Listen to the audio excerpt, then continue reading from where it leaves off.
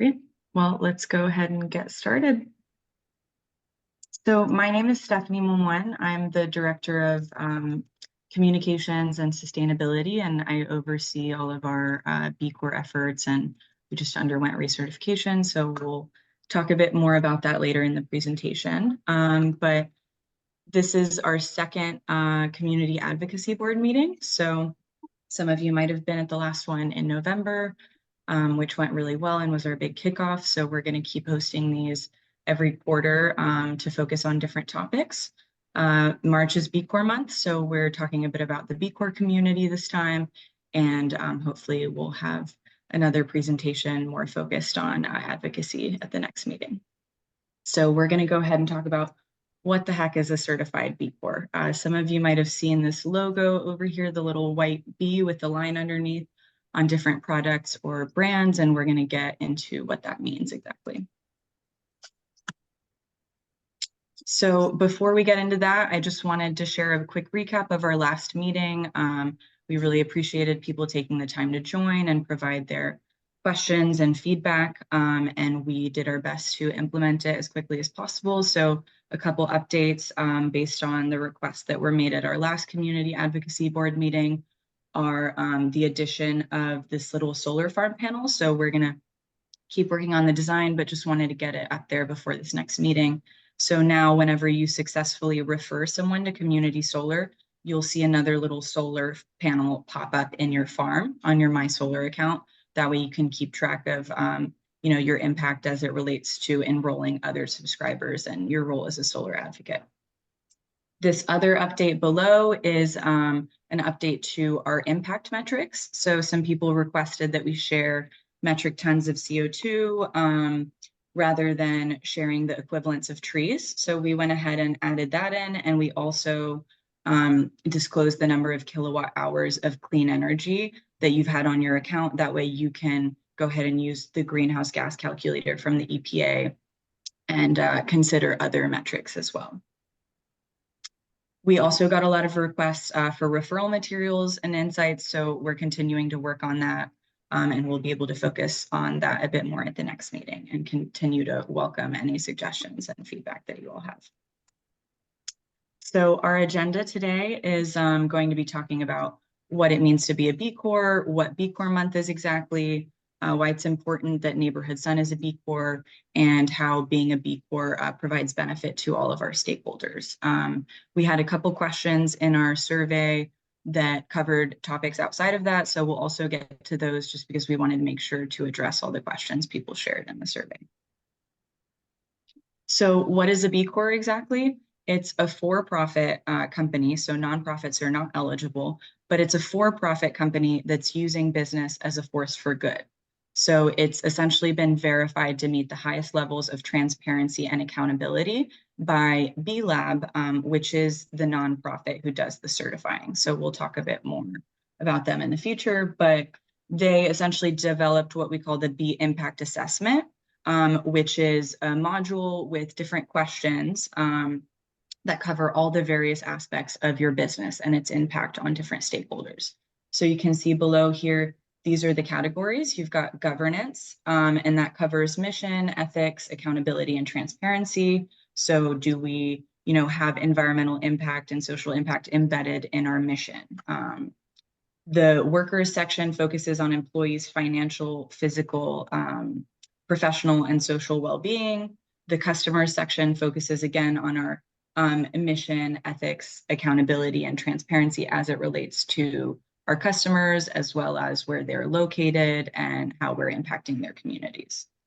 The environment here is overall environmental stewardship, so greenhouse gas emissions, things like that. And our community is the economic and social well-being of the communities in which we operate. So focusing on supply chain and if we're giving back to the communities that we serve.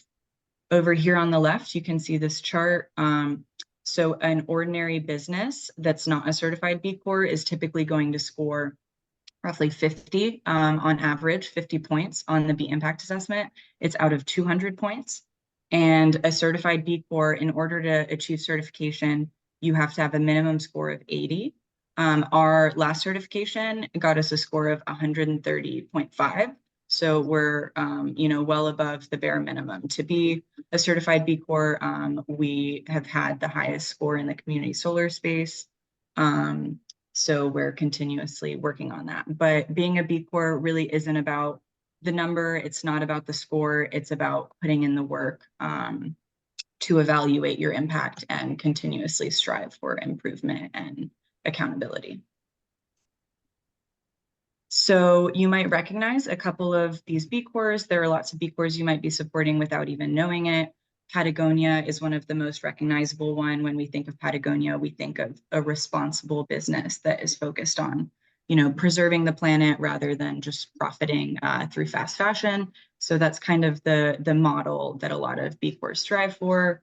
You can also see Bigelow Tea, Ben & Jerry's, Cotopaxi, and Mom's Organic Market here is one of our community partners, actually, that's local to Maryland, and they're a certified B Corp as well. So we try to partner with B Corps and support B Corps through our supply chain as much as we can, because we know that they're putting in the work as well to be a responsible business. B Lab is the global nonprofit that certifies B Corps, but they do so much more than that, and they're really focused on the bigger picture of using business as a force for good and how to make that happen at a global scale. So they set the standards through the B Impact Assessment, and then companies take the B Impact Assessment, and then that's able to influence policy because we see the success of conducting a business responsibly, and that it actually, delivers not only to the bottom line, but to all stakeholders. So the B Corp community is growing really rapidly because of that. There's also a big push from consumers for businesses to be more responsible. And I think we're doing a good job of just raising what we expect from businesses. And B Lab is doing a lot of work to make that happen. So certification, again, comes back to these different categories that I mentioned earlier: governance, workers, community, environment, and customers. There's also a disclosure questionnaire. So if your business is, in the firearms industry or in the tobacco industry or something like that, or fossil fuels, God forbid. So that will be taken into account in your certification. So it's not like you can just be doing certain good things and that's going to outweigh all the bad. It really takes a comprehensive look at the business and is going to take those things into account as well. We've got our timeline here. So we were first certified in April of 2017 with a score of 99.6. And then each year, B Lab recognizes the companies that rank in the top 5% of each of these categories that we've outlined.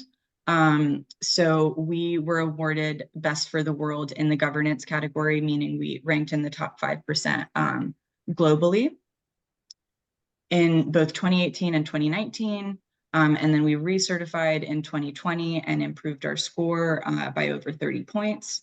Then in 2021 and 22, we were awarded Best for the World in the environment category. And then recently in December, we submitted our recertification. So you have to recertify every 3 years.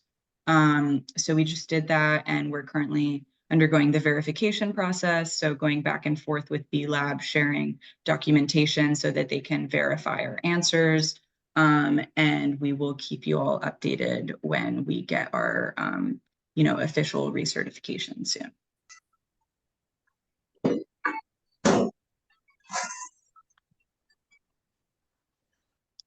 So B Corp Month is something that B Lab started last year. It was the first one, and now it's going to happen every March. And it's just a way to rally all the B Corps together to really get the word out there about what this community is doing in the business space, to lead by example and show the ways in which each business is approaching using business as a force for good. And then B Lab helps amplify those stories in order to influence policy and standards and things like that. So again, B Corp certification isn't really about the destination or the score. It's about the journey and continuously monitoring your impact on all your stakeholders. And the theme for B Corp Month this year, just so you know, is moving forward. So we're moving clean energy forward with community solar by making it more accessible. So that's what our campaign focuses on.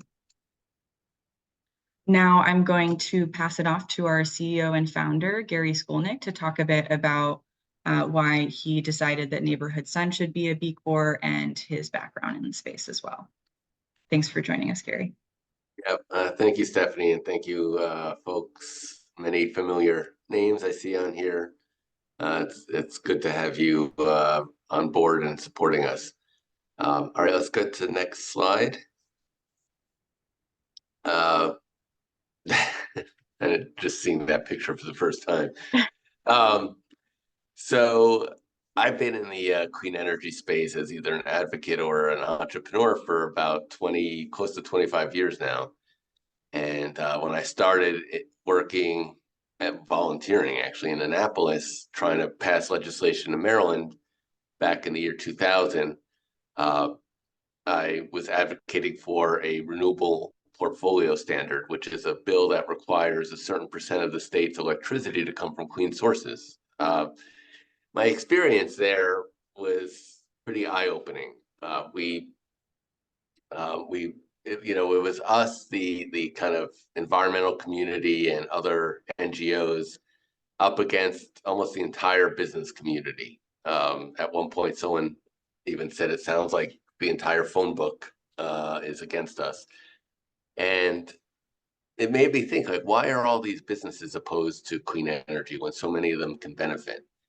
And some of the utilities told their lobbyists, said, well, you don't really know business. You're just a environmental activist. What do you know? So that's where kind of the idea got in my head that I could start a business that is a force for good and can show the way to a better future. So shortly after that, I founded Clean Currents, which was one of the first B Corp in the U.S. Clean Currents was doing things as a B Corp kind of before I even knew what a B Corp was, because as I said, like my idea originally in forming Clean Currents was to use business as a force for good, which is exactly what B Corp is about. But once I heard about B Corp, it was like, this is everything that we're looking for.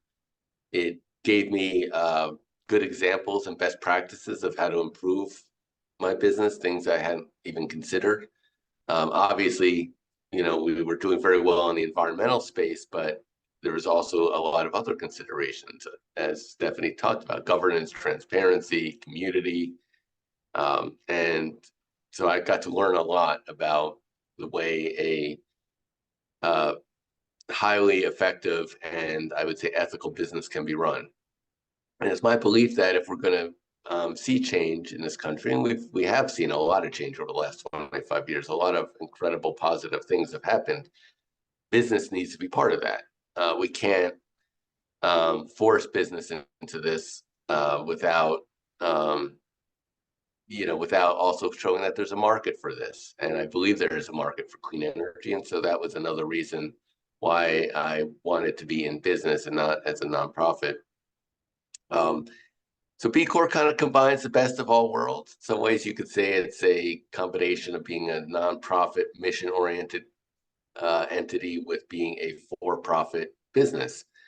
The ultimate victory is if we are successful and grow and our impact grows, then others follow our example. So I like to do things all the way when I start. So not only did Clean Currents become a B Corp, but we changed our registration to be a benefit corp. And so a lot of people don't know the difference. It sounds the same. They both start with the letter B. But a B Corp basically through B Lab talks about the way you operate the business. A benefit corp is the way you register with the state when you incorporate. So you could be a C Corp, you could be an LLC, an S Corp, or you could be a benefit corp. And that is kind of your foundational document. It's not necessarily saying how you'll operate, but it's saying how you plan to operate and what you are registering your business for. It's actually sort of an older concept going back to the early days of this country, when the idea of a corporation was that a corporation was meant to act in the public interest. It wasn't just about the interest of the shareholders. So a benefit corp is a corporation that is acting for the benefit of the society that it operates in. So Clean Currents was a benefit corp and a B Corp, and we actually won an award as they call it a double dipper. We were one of the first few hundred B Corps in the entire country, and then unfortunately, Clean Currents didn't make it beyond 2014. And when I founded Neighborhood Sun, of course, I knew immediately from day one we were going to register as both a benefit corp and a B Corp, and so we did. And we've been doing our best to operate at the highest possible levels of ethical standards and B Corp standards, while balancing the need to also make money as a company. It's not always easy, but it's part of our mission. That's why we are in business. So that kind of is a good segue to the next slide, is how do we balance maximizing profit for shareholders and meeting other goals? So one mantra we have here is no margin, no mission. So if we can't get to profitability, we can't have the impact we want. All the great things we want to do in our mission mean nothing if we don't keep the lights on, right? It's as simple as that. So that means that sometimes we have to make decisions based on our resource limitation and on our need to make profit. But we do everything in the most straightforward and best way we can do it. Sometimes we don't have the authority to make decisions. We do work with community solar companies that own the solar projects, and sometimes they make decisions that we just have to live with. But we do our best to change the culture of the industry that we work in by talking to these project owners. Some things we do need approval of our board of directors, so not a dictatorship here. We do have a board of directors that has to weigh in on higher level decisions, but we have a very supportive board. And as part of our governance, we also have 2 independent board seats. So we have people involved who don't have a financial stake in the company. We also look for input from you guys and other stakeholders. That's the purpose of these meetings, is you might have ideas on things that we can improve on, or things that you'd like to see, or just something we never heard of, and we are always open to those ideas. And in many cases, we hold ourselves to higher standards than NGOs. So even though we have no margin, no mission, we also, where possible, hold ourselves to very high standards of how we operate. And that's a little peek into the way we balance maximizing profit while also meeting our other goals. Thanks so much, Gary. Sure. And these questions were also pulled from the survey from you all and other Community Advocacy Board participants, so just so everyone knows. So also, as it relates to certification and how it's helped us grow as a company, I would say it really just sets a framework for us to evaluate our impact. It requires us to measure and track, very rigorously on a granular level what we're doing as it relates to all these stakeholder categories that we mentioned before. It also offers community and resources at our disposal. I went to a B Corp conference, fortunately, thanks to Neighborhood Sun, and it was just an incredible experience to be surrounded by people who are all on the same page of trying to use business as a force for good and, you know, seeing that it's possible and making it happen. And it's just incredible to be supported by other businesses doing the same, you know, as well as all of our community partners. Maybe they're not certified B Corps, but they share our values. And so we're able to support each other. They also provide a lot of resources and trainings, webinars, things like that to help us improve our score and, you know, evaluate our supply chain, things like that. And it also incentivizes us to formalize and document our procedures as it relates to things big and small. Sometimes, you know, things are standard in a company, but they might not be formalized. And so the B impact assessment really helps us, you know, stay on our toes with all of that. It also works as a guide to help us determine the next steps we can take. So we obviously have things that we want to focus on internally, but there's always more we can do. And we always have a list of those, you know, ready to go thanks to the impact assessment. Also earlier, I don't think I highlighted in one of the slides about B Corps. As of February of this year, there are 8,254 certified B Corps across 162 industries in 96 countries. So if you consider that every business in every industry is going to be this rigorous with its evaluation of you know, its impact as a company, then the world would be a much better place. So it also helps when one company starts to understand their impact better, then they can share their impact with other companies that they work with for a more transparent supply chain. So it really benefits everyone. So next, we're going to go through how we benefit our different stakeholder categories outside of just our inherent impact through community solar. So in the community category, we do a lot of volunteer work. We've got a volunteer club that organizes a lot of events to volunteer together during holidays, during work hours, during weekends, and Neighborhood Sun also provides the equivalent of 3 work days of paid volunteer time. We also have a lot of community partners that we both donate to and fundraise for. One of our oldest partners is CCAN, the Chesapeake Climate Action Network. So we support them as a company, but also as individuals. So a lot of our team members fundraise through the Polar Plunge. And this year we raised $3,579 through the Polar Plunge in addition to donations. Our employees have access to unlimited PTO and competitive health insurance, the paid volunteer time I mentioned, and green employee benefits. So we do everything we can to prioritize the well-being, inclusion, and work-life balance of our employees.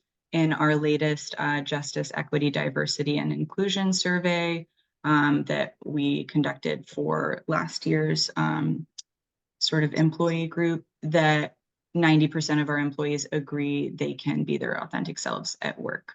So that's something we really strive for. Our company values here, as you can see, are using business as a force for good. That ties into our B Corp impact. Don't be afraid to fail forward, since we're a startup and we're in an innovative space. You know, we're not afraid to pivot and try new things and learn from our mistakes.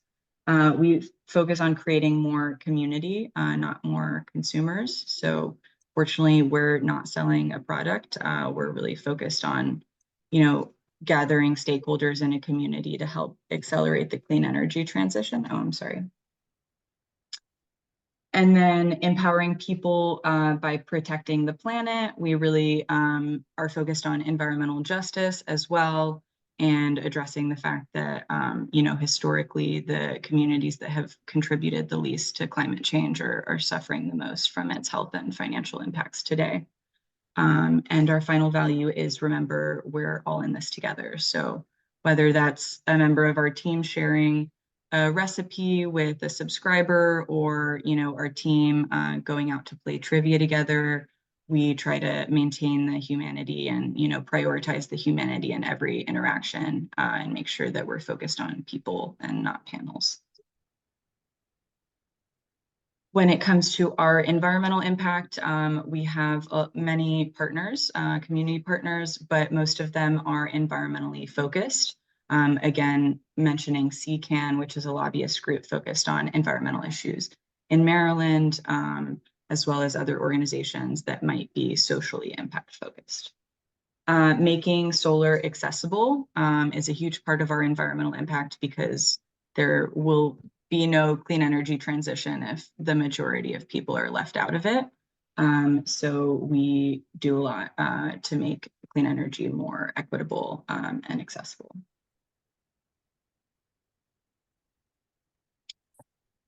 When it comes to our subscribers, we provide savings as well as access to clean energy. Those savings are guaranteed, but it's more about really empowering subscribers to have access to clean energy, even if they can't install their own rooftop panels, and also just having the choice to support clean energy that's being generated within your community, rather than just having sort of a one-size-fits-all. We also do a lot of work to advocate for equitable policies. So recently we gave a lot of support to the bill that passed in Maryland to make the community solar program permanent, and also carve out more space for low and moderate income subscribers. Another major benefit is the consolidated billing. So we are always working to advocate for policies that will benefit people in the community solar space and knock down any barriers that are preventing low and moderate income subscribers from accessing it. So now we've got some time we'll be answering your questions next. And then we also have a couple questions, like I said, from the last survey that we want to make sure we address, unrelated to B Corp stuff. So that's going to be about third-party energy. I see a hand raised there. Stu, do you want to go ahead and share? Yes, thank you. Thanks so much. Really appreciate the background from you and Gary. And hey, Gary. Yeah, hey, Stu. How's it going? I guess one of the questions I had is you talked about the culture of the developers, and I was just curious, are there certain things you think developers could be doing better? And a second question is, do you have priorities for your own kind of your own improvement in the context of this B Corp certification and measurement? Yeah, did you mean solar developers? Sorry, yes, solar developers, yes. Okay, cool. Sorry, I'll let Gary take this. Yeah, I mean, I could take the one on the solar developers. Yes, there are things that they could be doing better. I don't want to like stand on my high horse though and point a finger. I know that they've got constraints and others that they have to respond or answer to. One basic thing that we advocate is more of the agrivoltaics model, to have sheep on these solar farms to control the grass and to try to have crops there as well. So if you are building a project on open space, that it's still going to be used for agriculture. And then just in general, we would like them to treat customers a lot better than they do. And this is where I do acknowledge that they have pressures. They've got returns that they've got to give to the investors. But we think the longer term health of the project depends on them having a little more flexibility with customers. Not per se Maryland projects, but in some other states, there have been issues with utilities that have caused massive delays and caused billing issues with the customers. And we want to be as flexible as we can with the customers. And sometimes they tell us that, no, you cannot be flexible. You've got to just hold the line.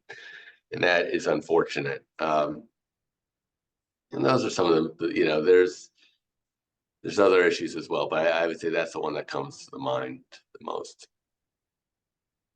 We also have a survey that we give to our new developers with new projects to get information about its impact and, how the community was involved in the development process, what kind of solar panels they are, if they have a plan for recycling them, if there's going to be a native pollinator garden or sheep or dual use or things like that, if any trees were cut down. So that survey is a way for us to let them know these things are important to us and like we're recognizing whether or not you do them. So that's our, current method for making it clear that that's important as much as we can. Thank you. No problem. And Great. trying to get Thank that information for our subscribers as well, so that we can pass that on to you. Did that answer your questions too? Yes, thanks. I appreciate that. And I was curious about, going through an assessment like this, I think is a great way to sort of figure out ways or priorities where you might want to improve. So I'm just wondering if there's not anything in particular, no problem, but I was just wondering if there are certain priorities within the B Corp assessment process that you've identified where you want to keep getting better. It's great to see the scores have improved over the years, so that's really good. Sure. Thanks for that question. So I would say we've grown a lot. The last time we certified was over 3 years ago. We had, I think, less than 10 employees at the time. Now we have more than 30. So things look really different structurally. And a big focus for this certification was making sure that we have the procedures and documentation in place to have all the answers that they need, at this larger scale. So now that we have so many more farms and partners and communities that we serve, there's a lot more to track, as well as suppliers and things like that. So that was a big focus with the certification. I would also say, eventually you sort of reach a plateau where there aren't that many more points in reach. And I would also argue that it's not about the points, because there are things that we can do as a business that are gonna impact our stakeholders positively, but not get recognized by the B impact assessment. And it's more important to us to focus on what's best for you all than, what's going to get us more points in the assessment. So something like this, the Community Advocacy Board meeting, doesn't really get any recognition in the assessment, but it's really important to us to involve our stakeholders in the process and make sure you guys are informed.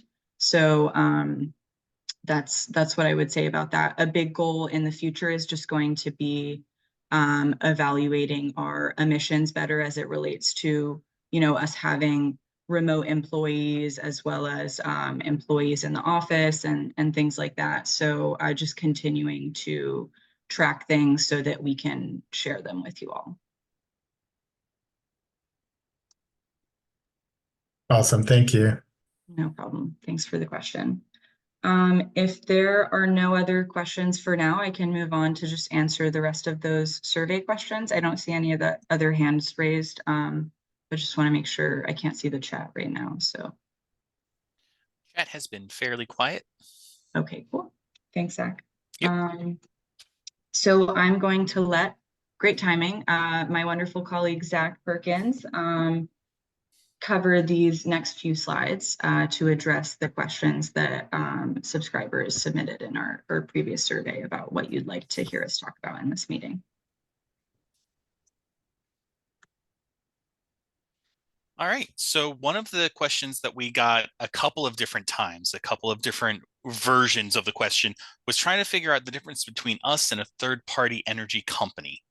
And there are a couple of distinctions that are technical that I can get into, but broadly speaking, the primary thing that differs us from them is they control their own rates, whereas we use utility rates as a base. So in other words, they can set a rate and then choose to change their rates depending on what the contract says. They can make their rate less expensive than the standard operating rate, or they can make it more expensive.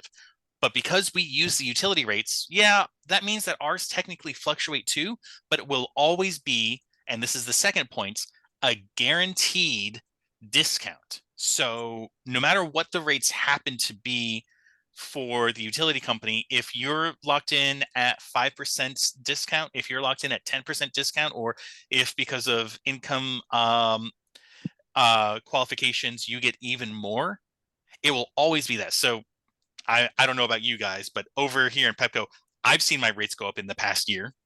But I also happen to be a subscriber on the Kirby Road Farm, and I know that I'm able to see that what I get from Neighborhood Sun always stays under what I would have been paying Pepco. The final point that I have here is that they can be from states away, whereas we are always guaranteed local. What I mean by that is if you sign up with a third party, that third party could be in Texas, that could be in Pennsylvania. But the way that we are, the actual bones of what we have set up with the states, it requires that we are in the territory that we are providing energy for. So if you are in Pepco and you have Neighborhood Sun, you're getting that Neighborhood Sun energy from a Pepco farm, guaranteed. I am seeing in the chat that there is one additional thing, that you can use a third party in addition to Neighborhood Sun, which is absolutely true. A third party replaces your supplier. Neighborhood Sun is not technically a supplier. We are extra benefit that lowers how much you pay to the utility. Next slide. Perfect. And then one of the other questions, basically all of our questions could be divided up into two types. And the second type was, how the heck do we talk to our neighbors about all of this? One of the things that we are working on is getting materials to you, pamphlets and whatnot that will make it easier for you to explain.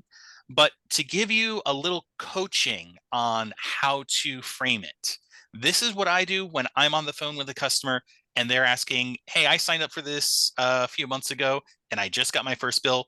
What the heck is going on? I am sure that when you guys got your first bill, you all had a similar experience, and I and the other customer development team members did what we could to help. So this might sound familiar to you. The way I explain it to the customers is I start off by saying that the solar farms are built locally and provide energy to the local grid, so it doesn't go directly to your home. By signing up, you get credit for a small percentage of that energy. Because you are getting credit for it, the electric company purchases it from you in the form of a discount on your bill. Then you pay Neighborhood Sun back for it, but at a guaranteed discount. And then here's the number that I like to use, 130. Because if you have a bill for 130 and 100 is covered by Neighborhood Sun, then you would pay 30 to your utility and 90 to us, saving $10. In that example, that was if you got 10%. Again, that varies depending on your individual projects. So that is how I would break it down for everybody. And I hope that that helps you break it down for your neighbors as well. I'm seeing in the chat that first, my colleague Natalia has shared an article that is explaining the difference between third-party energy suppliers and community solar, written by one of our allies, Laurel Peltier. We also have a welcome packet for subscribers that helps provide some FAQs, billing details, and referral information. Thank you from, I'm not sure who's running our Neighborhood Sun account right now. I suspect Emily, but I'm not positive. Yeah. So thank you for the welcome packet.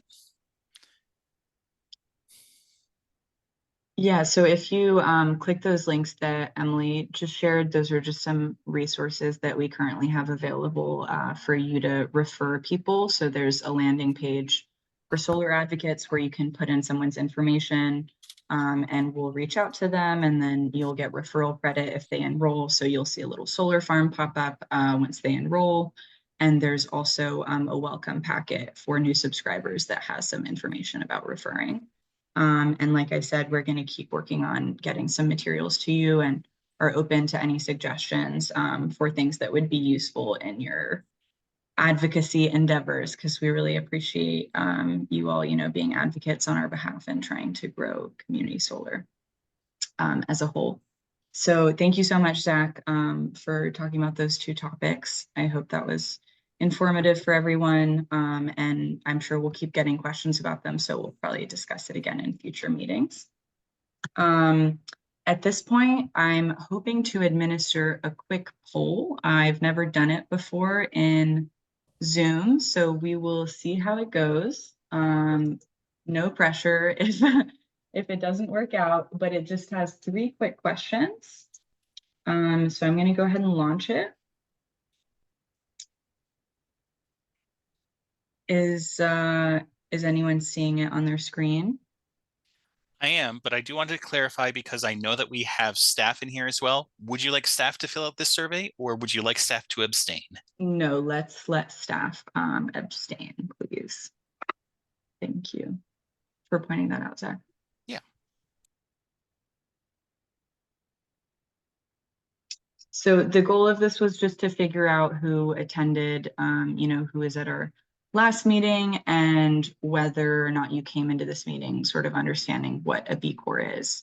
And hopefully, if you did come in without knowing what it was, you can leave now feeling much more informed as far as the B Corp community and B Lab and the B Impact Assessment.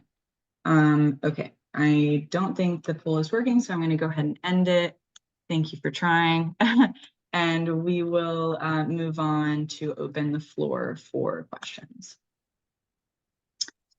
Does anyone have any additional questions?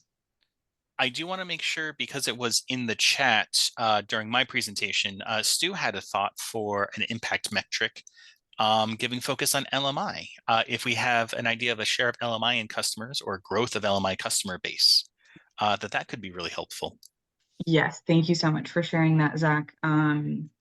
That's a great question. That's something we've shared in our impact reports in the past, just showing what percentage of our subscribers were LMI, or what percentage of total savings, passed on to subscribers that year went to LMI subscribers. So that's something you can find or keep an eye out for in our next impact report. And that's information we'd be happy to share. Thanks for that question, Stu. All right, great. Well, if we don't have any additional questions, I've got a couple discussion questions that I wanted to throw out there since we've still got about 13 minutes. So I'm just going to read these, and feel free to chime in if anyone has thoughts. So the first one was about social media, and wondering if anyone here follows us on social media, and if so, what would you like to see more of? And if not, is there a reason, or is there anything we can do to, share content that's going to be more useful for you?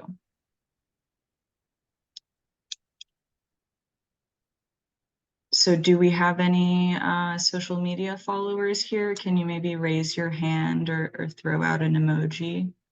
Can I just jump in and respond to that without that? I don't follow you on social media. I don't trust what I see on social media. So I guess that would be one vote for you might be able to spend your resources better. Okay, thanks, Dwight. I completely understand. I just signed up to follow. Okay, thank you, Rhonda. Wonderful. Well, the next question is, do you have any suggestions for how people can talk about community solar to neighbors and friends? So Zach just gave that wonderful summary of sort of the talking points.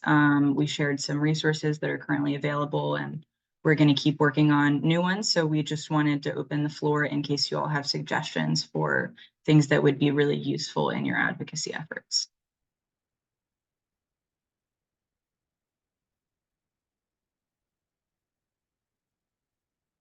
Okay, well, feel free to reach out if you think of anything in the future to either me personally or our customer development team or our stakeholders matter at neighborhoodsun.solar inbox. The next question that I want to bring up is, now that you all know what a B Corp is, hopefully, why does it matter to you all that we are one and that we stay one? Or how does it make you feel to know what it stands for now?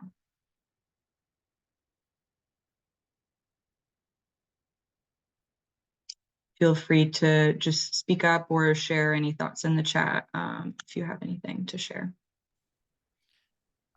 There is a question, Richard. I promise that I see you and we will get to you when we're done with these questions. But for the B Corp question, Sheldon says, I think the fact that Ensign is a B Corp should be very helpful in recruiting new subscribers and investors. Thank you. We agree. We hope so. Honestly, that's why we wanted to have a meeting like this, to really understand if our subscribers do recognize it, if it's important to them. If not, we want to educate them on why it matters. But most of our team members, when they've joined, has said it's a huge part of the reason that they wanted to be on the Neighborhood Sun team, was that we're a B Corp. So there's the recognition, but people have to know what it is to care. So we're gonna keep talking about it until people are more familiar, hopefully. And if there's nothing else on that subject, the last question is there anything you would like to see added to your My Solar profile? I mentioned the additions we made based on feedback from our last meeting, and we're always open to ideas for information you'd like to see that will make your My Solar portal as useful as possible for you as a subscriber.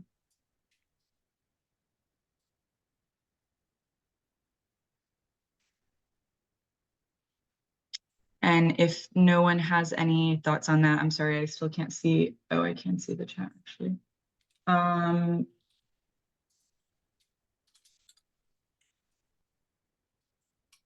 No responses at this time. Okay. I have something. How's it going? Hi, Joel. Hi. So I went to the Tacoma Park's solar for Tacoma Park meeting last night, and somebody from Neighborhood Sun spoke. And I was talking to them afterwards about how the kilowatt hours are apportioned, right? So like you sign up for 90% of what your historical average is, or for the previous year. I'm not exactly sure how it works. And then it's not like, I was under the assumption that it's some fixed percentage of the output of the solar farm. And so this isn't necessarily necessary for My Solar, but I think trying to help people understand what the number that they get each month represents could be useful, meaning like a little bit about the background. It's not necessary, but I'm just putting it out there. Yeah, thanks for your input, Joel. Do you mean the kilowatt hours specifically, or what percentage of your bill is being covered? Just to know exactly what you want more background on. So my understanding when I signed up a year and a half ago was that like I think I gave you historical usage. I don't remember exactly. And then you were like, okay, we think that I think I'm up for 6,000 kilowatt hours or something a year. And I assumed that that was like an estimate based on what the output from the solar panels would be. And that it would be like, I am subscribing to 0.01% of Kirby Road. And that each month you would multiply the output of Kirby Road by 0.01. And that's in fact, I guess, not the way you do it. And I don't fully understand how it works, but it could be useful maybe to have like cumulative kilowatt hours produced versus what you're expecting. I don't want to make it a negative. You know what I mean? I don't want people to be like, we didn't get our full kilowatt hours. I'm just not clear. And it doesn't really matter to me per se, but it might be interesting or useful for people to have a better understanding of how the kilowatt hours are apportioned and totaled over the year. It's a finer point. I'm just bringing it up. No, thank you for bringing it up. I completely understand, the confusion and desire to know exactly what you're getting every month. I'm gonna let Zach or Gary speak a bit more on how that's calculated and give some context that can hopefully be helpful.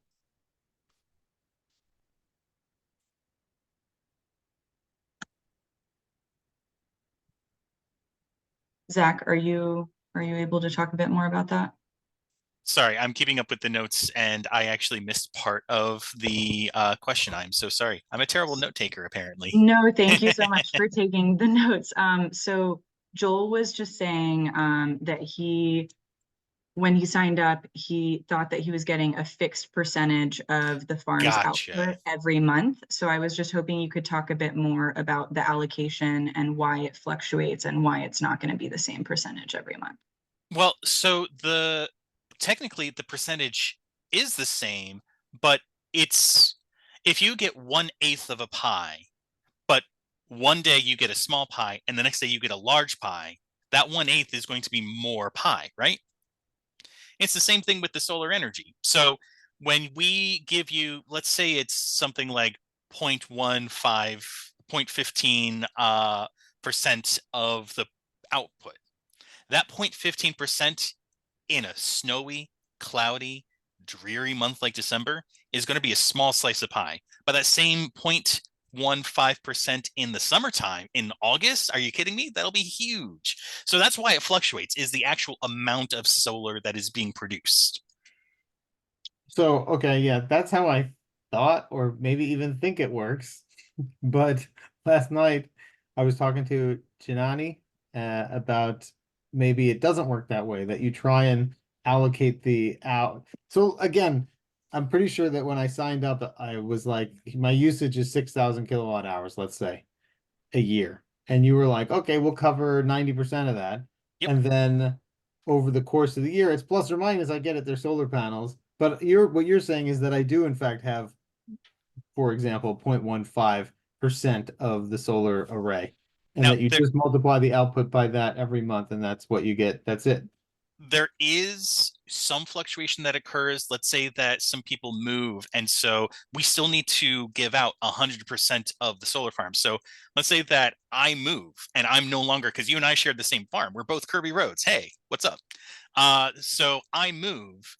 They still need to make sure that my power is given to the rest of the customers. So it might tick it up to 0.16 because I move, and so it gets spread over everybody's share.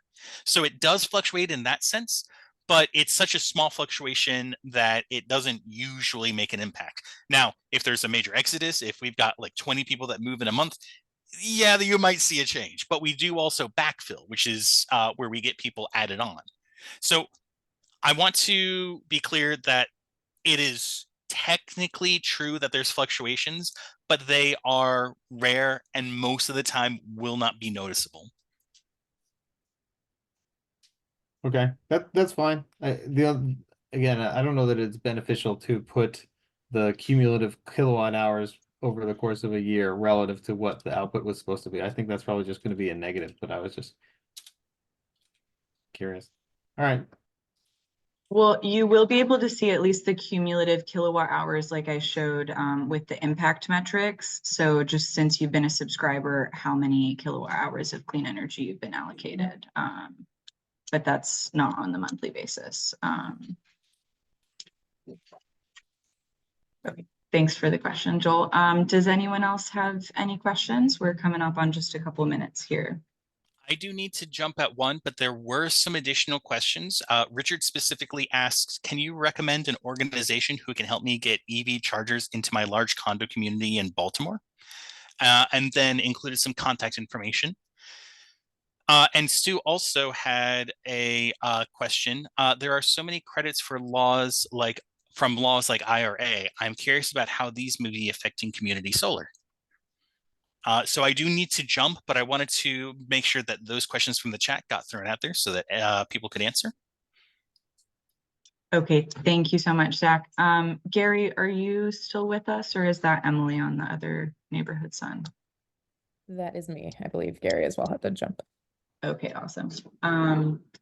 Well, as for the EV chargers, I don't personally know. I'm happy to share that comment with our team and see if there's anyone else who might have resources to share about that, especially the people in the Baltimore community.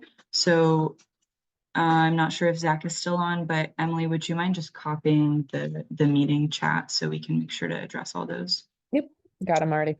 Great, thanks.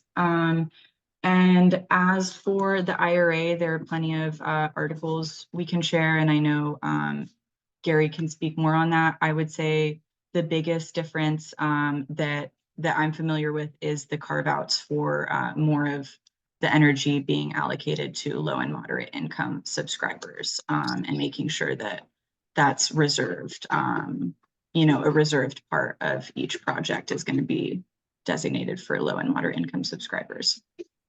So that's what we've been focused on. No problem. Great. Well, that brings us to 1 o'clock. So I think we can go ahead and wrap it up. Pull those links from the chat if you're interested in the referral resources, and I'll also be sharing those when I send out this recording by email to everyone, so you can access them that way as well. Stephanie. No problem. Thank you everyone so much Thank for joining us and taking an interest in B Corp month. Have a great day. Thanks a lot. Okay, bye. Thanks.